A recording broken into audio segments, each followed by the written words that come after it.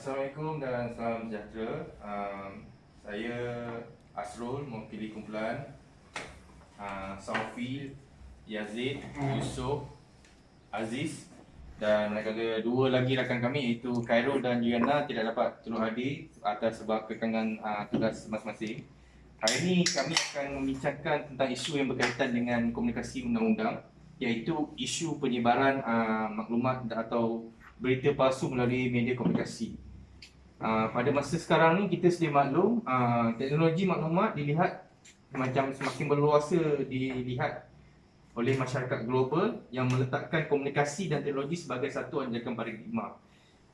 Penggunaan cyber ini sebagai contohnya beri perubahan besar kepada masyarakat dalam melibatkan diri terhadap dalam aktiviti ekonomi global, di dagang macam shopping online, atau mengurus infrastruktur, dan juga berkomunikasi antara satu sama lain seperti WhatsApp, Messenger, Telegram dan sebagainya lah. Jadi sumber cyber yang seperti internet ni boleh memberi pelbagai manfaat kepada semua lah. Masyarakat dan individu khususnya tidak lagi bergantung kepada kaedah komunikasi secara dua hala, iaitu verbal. Pada zaman kita bercakap antara satu sama lain. Sekarang ni kita boleh gunakan platform media massa untuk menyampaikan satu berita, maklumat ataupun sebagainya lah.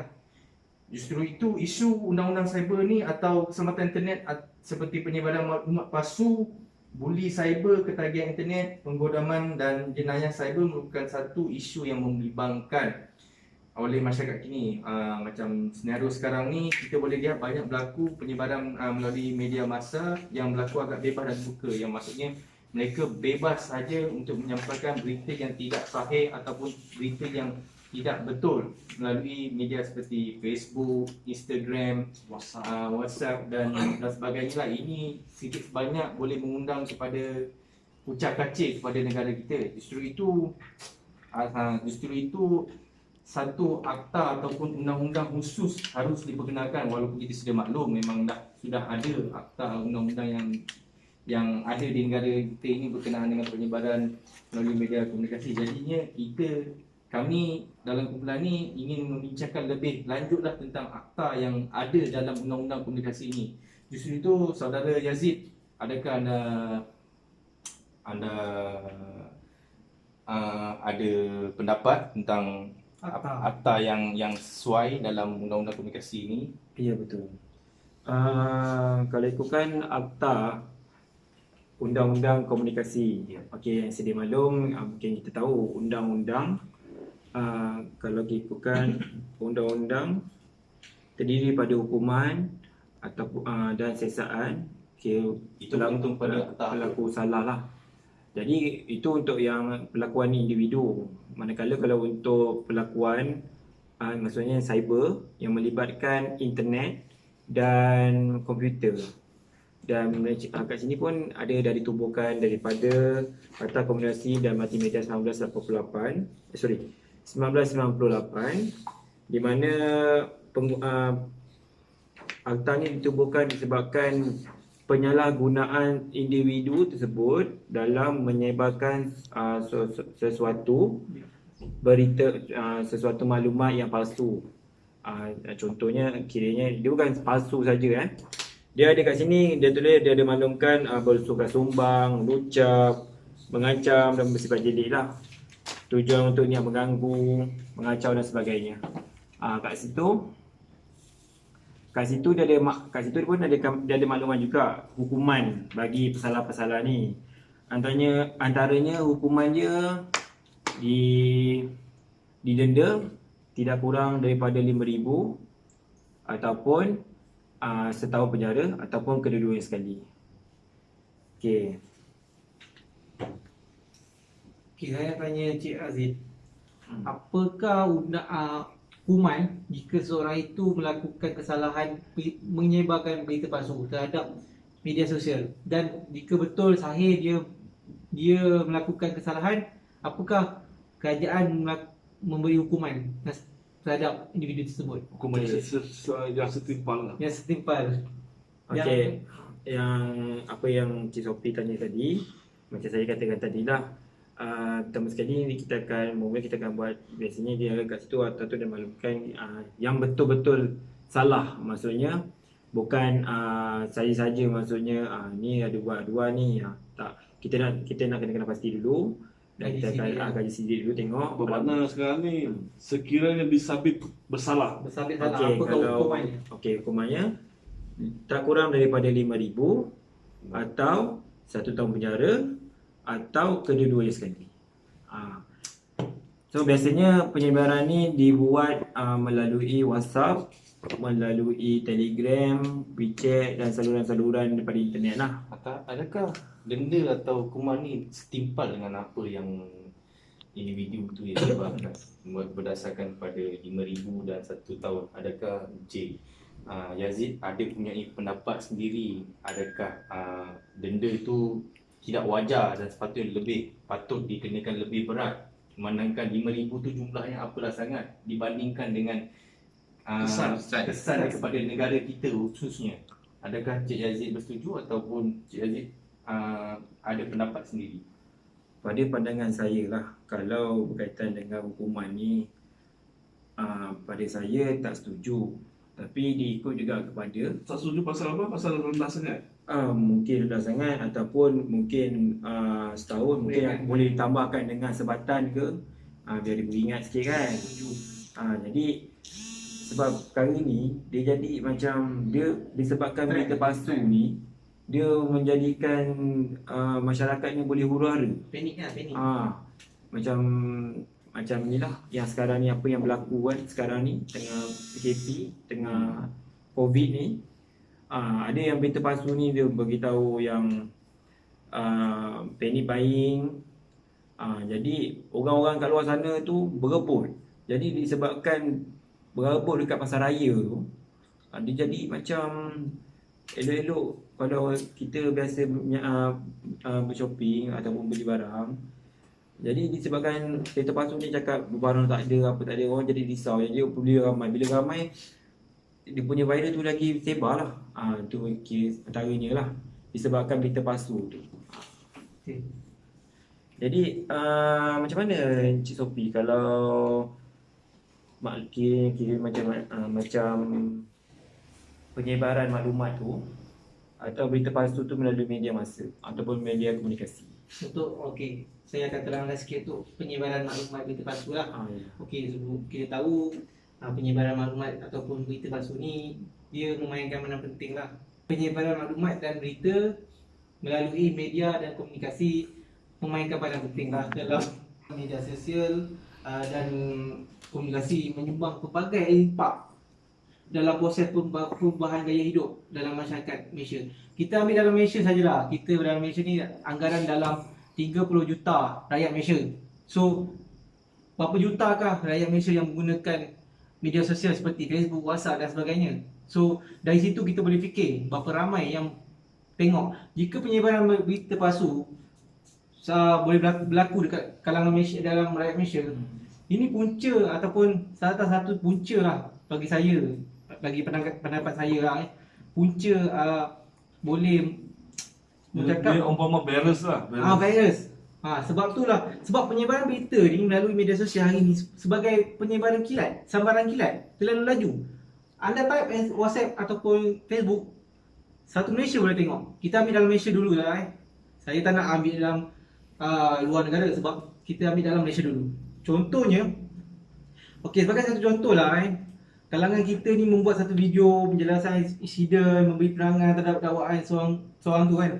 Sejauh mana kesahihan maklumat itu melalui yang kita ketahui. Contoh orang tu bagi maklumat, sejauh mana kita boleh tahu kan dia punya kesahihan dia punya. Kononnya pihak tentera akan menggunakan kayu untuk memukul siapa sahaja yang mengingkari arahan. Kekerasan lah. Kekerasan masa PKP bertujuan tertentu. Bukan itu sahaja, ada juga pihak yang tidak bertanggungjawab untuk dengan sengaja menyebarkan imej grafik menggunakan kekerasan untuk mendidik masyarakat. Itu selalu penyebaran macam tu kita perlu menitik beratkan, kawal. Contoh tu kata-kata kontroversi yang kononnya keluar daripada mulut pemimpin, itu semuanya kita perlu kaji bilik dulu, barulah kita menyebarkan berita tu. Okey. Okey, saya nak tanya Encik Yusof, undang-undang komunikasi berkaitan penyebaran maklumat palsu ni, macam mana undang-undang tu dilaksanakan? Okey, berkenaan dengan undang-undang komunikasi berkaitan penyebaran maklumat palsu ni, saya nak petik sikit lah daripada Cik Aziz. Apa yang Cik Aziz terangkan tadi pun Itu akta. bersangkutan dengan saya punya subtopik untuk masa ni lah. Okey, menurut Suruhanjaya Komunikasi dan Multimedia SKMM, setiap apa yang orang ramai menggunakan aplikasi pesanan seperti WhatsApp, WeChat, Viber, Telegram dan sebagainya, itu adalah hak persendirian dia orang. Betul, dia orang menggunakan hak tersebut, kita pun tak tahu masa bila dia orang guna, masa bila dia orang menyampaikan, masa bila dia orang menerima maklumat tersebut pun kita tidak tahu sebab dia melibatkan hak persendirian. Justru itu orang ramai yang mana merasakan sesuatu perkara tersebut yang boleh mendatangkan atau maklumat-maklumat tersebut adalah maklumat-maklumat palsu, perkara-perkara yang lucah ataupun sumbang ataupun yang boleh mengancam. Perlu selidik dahulu perkara tersebut. Seperti mana yang saya bagi contoh lah. Setiap orang yang melakukan kesalahan, kita akan bawa ke mahkamah, betul. Mahkamah akan siasat, akan bicara dan keputusan baru kita dapat. Supaya juga apa yang kita dapat sekarang ni, kalau kita rasa benda tu tidak pasti, kita Jangan kongsi. kita jangan kongsi. Kita rasa benda tu untuk keburukan, kita siasat dulu. Kita fikir dulu, kita tengok dulu. Jika Kebaikan kita perlulah berkongsi. Apa yang kebaikan? Sophie rasa apa yang satu perkara yang kebaikan yang disampaikan melalui seperti mana perkara yang kebaikan, seperti mesyuarat. Kebaikannya maksudnya tu, kalau kebaikan tentang penyebaran maklumat ni biasanya Maklumat yang sahih lah. yang ikutkan secara formalnya berkaitan dengan kerja. Kerja, Contohnya okey. dekat kerja pejabat kita ada grup WhatsApp group untuk memudahkan. bercerita untuk tentang hal pekerjaan saja. Ya. Itu salah satu kebaikannya benda tu. Itu je kita boleh tahu. Dan sebagainya pun ada benda lain juga kita boleh macam simpulkan berita-berita baik seperti mengingatkan antara satu sama lain tentang Ya. SOP ataupun di tempat tugas masa PKP ni. Sebab apa macam perkara yang kita nak sampaikan, perkara tu melibatkan kerja, memerlukan masa yang cepat, pantas. Kita memerlukan media masa. So, faham. Okey. Yang seterusnya berkaitan dengan yang Cik Sophie pula dah Aziz beritahu tadi. Berkenaan dengan hukuman tu, saya nak tambah sikit lah. Hukuman sepatutnya yang dikenakan oleh kerajaan iaitu denda RM50,000. Dan mungkin dia salah RM50,000 dan 1 tahun penjara. Itu saja untuk daripada saya dan saja. Ya. RM5,000. Tidak melebihi 5 tahun. RM5,000. 5 tahun. RM50,000. Yes, tidak melebihi 5 tahun. Tidak melebihi 5 tahun penjara. 5 tahun penjara ke? Ya, betul. Okey. Terima kasih kerana bincang saya. Seterusnya saya serahkan kepada Cik Aziz untuk. Terima kasih. Di sini saya nak tekankan kesan isu penyebaran maklumat palsu kepada masyarakat dan negara. Kegiatan penyebaran maklumat palsu ini sering berlaku di sebalik orang yang tidak dikenali. Media sosial kebiasaannya menjadi tumpuan pada penyebaran berita palsu, memandangkan di sini mereka boleh meraih perhatian melalui perkongsian post. Mungkin ada yang berpendapat tindakan berkongsi kiriman yang tidak diketahui kesahihannya ini tidak akan memberi mudarat yang besar kepada masyarakat. Namun mereka silap. Maklumat palsu tersebut apabila dibaca oleh individu lain, ia akan mempengaruhi tindakan yang bakal diambil oleh mereka. Sebagai contoh, apabila tular berita palsu berkenaan dengan kes positif virus corona baru dalam kalangan rakyat Malaysia, ramai yang mengecam tindakan dan keupayaan pihak berkuasa tanpa menyiasat terlebih dahulu akan berita yang dikongsikan. Ia sama seperti berita palsu, penyakit lain yang disebarkan oleh pihak tidak bertanggungjawab sebagai individu yang bertanggungjawab. Seharusnya siasat akan kesahihannya maklumat terlebih dahulu sebelum menyebarkannya. Dengan ini timbullah persepsi-persepsi palsu terhadap seseorang individu atau organisasinya. Tindakan menyebarkan berita palsu ibarat menyebarkan virus COVID-19. Kesan dan akibat daripada perbuatan ini cukup serius sehingga boleh menjejaskan ketenteraman masyarakat awam. Sehubungan itu adalah penting bagi pihak Suruhanjaya Komunikasi dan Multimedia Malaysia untuk mencari mekanisme terbaik dalam memantau berita palsu agar wabak ini tidak tersebar dan terus menjejaskan keamanan negara. Teruk kan berita palsu ni kan? Berita palsu ni memang panik kan ni lah. menjadi punca. Baiklah. Jadi itu macam sedikit banyak lah apa yang kita bincangkan tentang isu penyebaran berita palsu ni melalui media komunikasi. Isu itu saya boleh simpulkanlah melalui perkongsian maklumat ni palsu ni sebenarnya dia boleh mencetuskan huru-hara dan mengganggu keharmonian negara kita. Jika kita hendak kongsikan sesuatu berita, hendaklah kita buat kajian lebih dulu. Jika maklumat itu betul, kita hendaklah memberi kefahaman kepada seorang individu itu tentang sesuatu kiriman tersebut. Jika perkongsian yang diterima tu palsu, kita perlulah kongsikan satu fakta sebenar bagi mengelakkan salah faham. Jadi selain itulah macam seperti akta dan perundangan tu memang elemen untuk kita, negara kita dalam untuk memantau daripada perkara ini menjadi lebih serius. Sebab tu kita ada akta dan undang-undang. Tapi kita tidak boleh bergantung je lah pada akta dan akta ni semata-mata. Kita ni sebagai pengguna media sosial juga, sebagai netizen, kita memang terdedah untuk memberi maklumat penyebaran, tak kisahlah benda tu sama ada betul atau palsu. Yang tak kala kita penyebaran yang kita beri tu kita belum tahu mana kesahihannya dan ia boleh dianggap ancaman kepada keselamatan kepada negara kita, perpaduan dan juga boleh memudaratkan negara kita. Dia bukan tanggungjawab kita semualah, kita supaya macam kita sama-sama membanteras penyebaran maklumat berita palsu ni agar negara kita ni boleh aman, bukannya macam tak nak ada sebarang kritikan ke apa. Kita perlukan kritikan tu untuk kita membangun negara, tapi penyebaran maklumat berita-berita palsu ni sangatlah tidak baik dan sangatlah tidak elok. Dia memang akan mengucap-kacikkan negara kita.